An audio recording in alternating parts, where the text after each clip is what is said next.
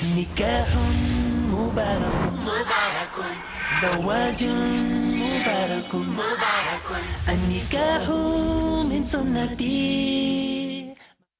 الحمد لله والصلاة والسلام على رسول الله وعلى آله وصحبه أجمعين. أما بعد أعوذ بالله من الشيطان الرجيم. بسم الله الرحمن الرحيم. هن لباس لكم وأنتم لباس لهن. رب اشرح لي صدري ويسر لي أمري واحلل عقدة من لساني يفقهوا قولي. I welcome all of you with the Islamic greetings. Assalamu alaikum wa rahmatullahi wa barakatuh. May peace, mercy and blessings of Allah subhanahu wa ta'ala be on all of you. Today, we are going to have a special session. The name of this session is Better Half or Bitter Half. And in this session, you're most welcome to ask any questions that are related to marriage, related to choosing a life partner, any question related to how to conduct a nikah, or any questions after marriage or how a married life goes on. In short, questions before you say, I do, or before you say, Kabul hai, or before you say that I accept it, and questions after you say, I do, or after you say, Kabul hai, or after you say, I accept it. So that a person's married life is as per Quran and Sunnah.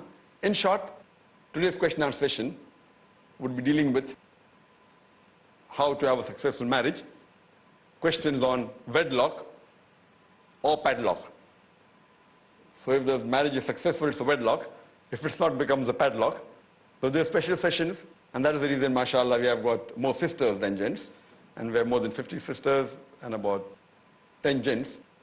So as to do justice to both, you'd expect about 5-6 questions from the sisters and then 1 question from the brothers. So any question related to marriage, nikah, please don't ask general questions on fiqh and masail. Any question related with nikah, before nikah, choosing a life partner, after marriage, questions related to married life can be asked. Don't ask general questions on women's rights or men's rights. That can be dealt in another session. So brothers and sisters, are most welcome to ask any questions on better half or bitter half, wedlock or padlock. Yes, you're most welcome. My question is nikah compulsory in Islam? Sister has the question that is nikah compulsory in Islam. Though normally in the nikah khutbah we say that nikah is sunnah of the Prophet. But since the commandment of Allah subhanahu wa ta'ala in Surah Nisa, chapter 4, verse number 3, that marry women of your choice. So based on this, and our beloved Prophet Muhammad said that anyone who does not marry is not of me. So according to me, nikah is compulsory.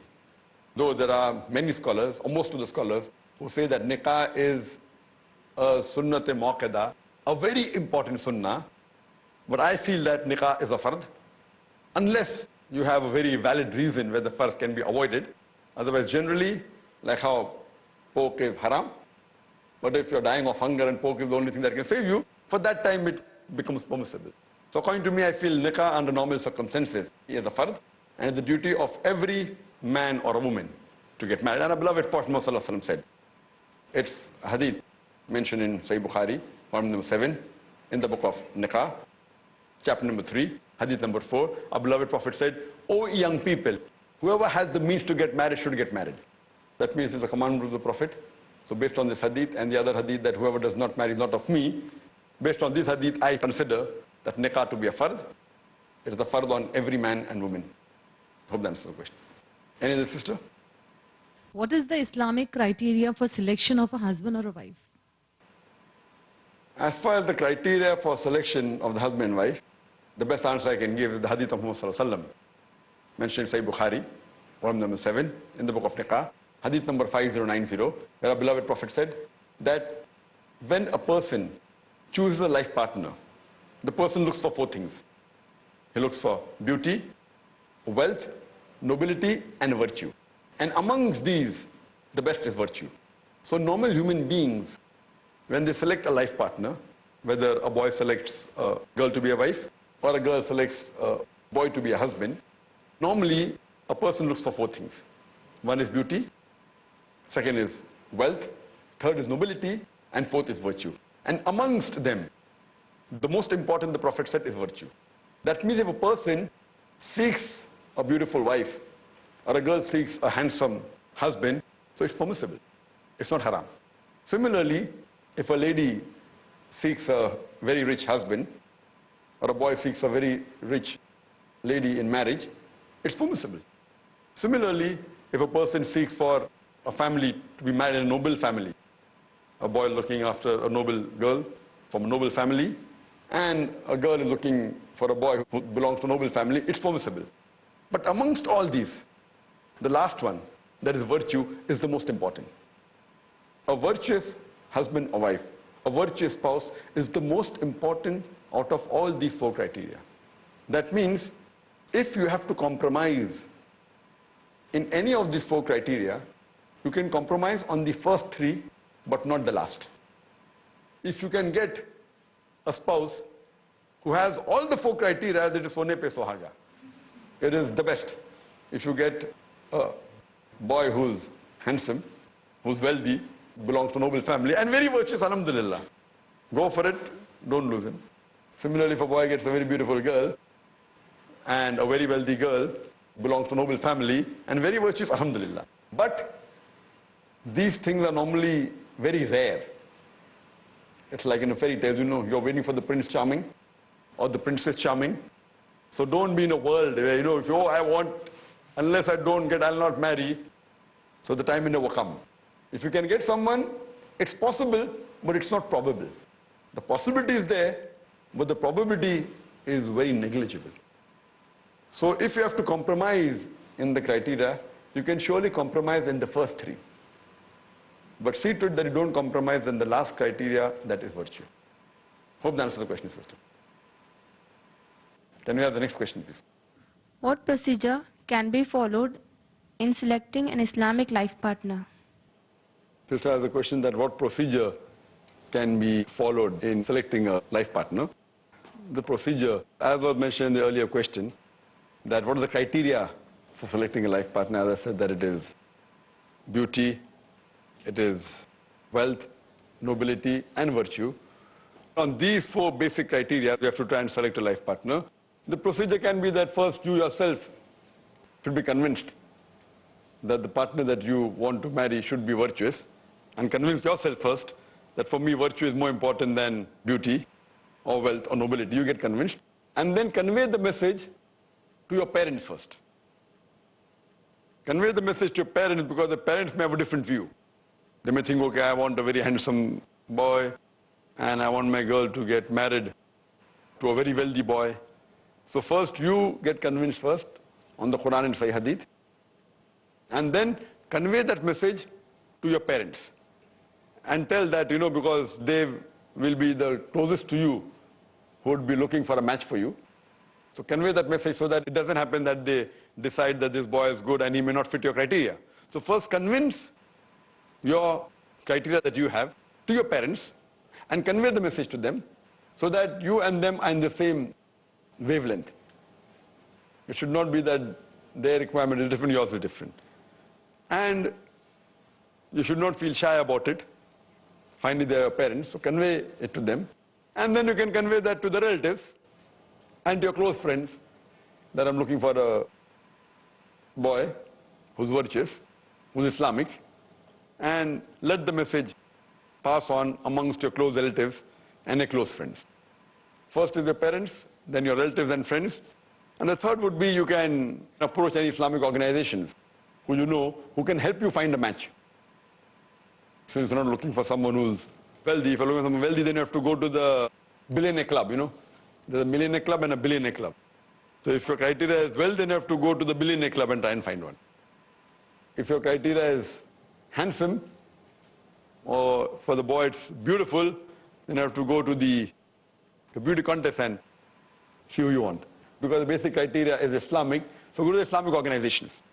And you can give your resume. See to it that your resume is also on the same line, giving your details, the basic details, height, complexion, etc., and your likes and dislikes. And that you can mention, like to have a husband who's virtuous, etc. And see to it you can collect resume from Islamic organization, or if you know of any marriage bureau which is based on Islamic guidelines, that would be the best. That approach a marriage bureau which is based on Islamic guidelines. Unfortunately, majority of the so-called Muslim marriage bureaus also are more of cultural based rather than the criteria being Islamic. You may know of many marriage bureaus run by non-Muslims, many marriage bureaus run by Muslims, but the criteria may not be based on Quran and Sunnah. Yet you can give your biodata there, it's no harm, but preferable to try and select a marriage bureau whose criteria of selection is based on Quran and Sahih Hadith. The first level is the parents, then your relatives, friends, the Islamic organizations. Furthermore, it can be possible that you can let the people know about your selection in Islamic magazines. Maybe local, maybe international Islamic magazines. Many of the Islamic magazines have a section on marriage. Wanted brides, wanted bridegrooms. You can even give in general papers like Times of India, no problem. You may never know. It may click. You can even use the internet, but using the internet you have to be careful. Many times it leads to deviation. So can use, but with the purview of the Islamic Sharia. And you yourself should prepare your own resume and give the criteria that you want in your resume, that I would prefer a husband who is Islamic, is virtuous, etc. If a boy is writing, okay, I want a girl who is virtuous, you can't say beauty is the criteria, but not of ultimate importance. May not be the most important. You can write, not that you cannot write, if you want a beautiful girl. So in this way you make a resume, and this will help you in trying to find a right life partner. And then once, if you go for an interview, the list of questions already were discussed. The list of questions that you can ask. But see to it that when you conduct a preliminary round where you're going to select a life partner, see to it that it is Islamically done. That don't go and meet around to go and meet, maybe in a garden, or I'd like to meet you in a movie theater in the last row. See that done Islamically.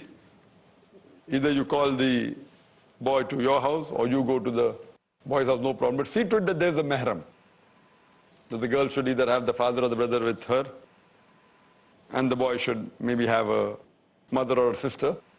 So in the company of a mahram, and when questions are asked, if a mahram is there, it is preferable. I feel there is no problem in having a mahram if you're asking questions which are based on Quran and Sunnah. If you're asking questions otherwise, there may be problems. Or if you think it's a requirement that no, there may be certain personal question I don't know anyone else to know, which I don't think so it arises, then see to it that you speak in a hall which has doors which are open, and see to it that the distance between the two opposite sex is far enough, Islamic distance is maintained. And this way conducted, and then if it fits your criteria, then inshallah you can go ahead judging the pros and cons. Hope that answers the question, sister. Inshallah, we'll be continuing with the question answer session on better half or bitter half after a short break. نكاح زواج مبارك. Assalamu alaikum. Welcome back to the program, Better Half or Better Half. And we'll continue with the question answer session regarding marriage. Can we have a question from the gent side? I think we already had 4 or 5 from ladies. Any gents? Wa alaikum assalam wa rahmatullahi wa barakatuh. Before you say I do, after you say I do? Before you say I do. You're married? Not married? No, I'm not married. MashaAllah. So before you say I do? What would you suggest for the reverts to Islam? I mean, should they live with their parents, or maybe should they prefer a revert as well? So, I mean, could you just throw some light on this? Well, that's the question, that what is your suggestion for reverts? And I believe that Brother Shams is a revert. Alhamdulillah. What's suggestion for a revert? That after marriage, he's not asking selecting the life partner. After marriage, should he stay with the parents or non-Muslims? Or should he shift outside? Or should he marry a girl who is born in a Muslim family, or marry a revert? The best would be that convince your parents, make them Muslims and stay with your parents. The best. Fine. Secondly, depending upon how your parents are, how well they've accepted you. If they've accepted you well and you feel it can be a smooth sailing, then there is no harm in continuing staying with your parents even after marriage. Smooth sailing doesn't mean everything is green. Smooth sailing means take a little problems. Because if your parents are non-Muslims and after you marry, there will be problems. But if you think the problems are not much and which can be handled, then I feel there is no harm in trying and staying. And if it turns out to be difficult, then later on also you can shift. So I prefer giving it a try first, unless you are sure that it's difficult. You know, my parents haven't accepted, then you can shift out and yet be good to your parents and take care of your parents. Because as a duty, as a son, you have to take care of your parents, irrespective whether your parents become Muslim or not. You have to obey them as long as they don't go against Quran and Sunnah. So your duty as a son is there, and your Jannah is beneath the feet of your mother. Even if she's a non-Muslim, yet you have to follow her commandments. Only those which go against Quran and Sunnah you can maybe disobey. But the other things, see to it that you love her more, etc. As far as, is it preferable to marry a revert? Or is it preferable to marry a Muslim girl who's already born in a Muslim family? Again, whoever is more virtuous of the two, you marry her. So you find a virtuous girl who's a revert, compared to a girl who's already born in a Muslim family, but following more of culture and not following Islam, then the virtuous girl is more important. But if you get a girl in a Muslim family, she's more virtuous and this girl is less virtuous, then better marry a girl who's born in a Muslim family. But if exactly both are on the same level, if you say everything is same, the beauty is same, the wealth is same, nobility is same, virtue is same, then which is better? Then I would say that out of the two, the better would be marry a girl who's born in a Muslim family. Because then there will be pressure from two sides. There will be pressure from your wife's side and from your side to handle the in-laws. So that will be maybe a little bit of a more burden. At least you get support from one side. But if the revert is very virtuous and very strong, high taqwa, then the other girl who's born in a Muslim family may get family support, but taqwa is not high, then better marry a girl who has high taqwa and is a revert. But generally, if both is same, I would prefer that, you know, normally people think, oh, revert is better. Yes, it can mean some cases, but not always. You know, revert, so easily acceptable. But then many a time, many things may not be known which is known to a person who's born in a Muslim family, brought up in a Muslim family, and you may do things which are wrong and which is normally known by the Muslims because of regular action. And then the pressure from both the sides may be too difficult to handle. Or maybe, you know, so there are more chances of deviating from the truth. Not that you will depend upon each one's taqwa. If the taqwa is strong, nothing can shake. Taqwa and the iman is strong, nothing can shake.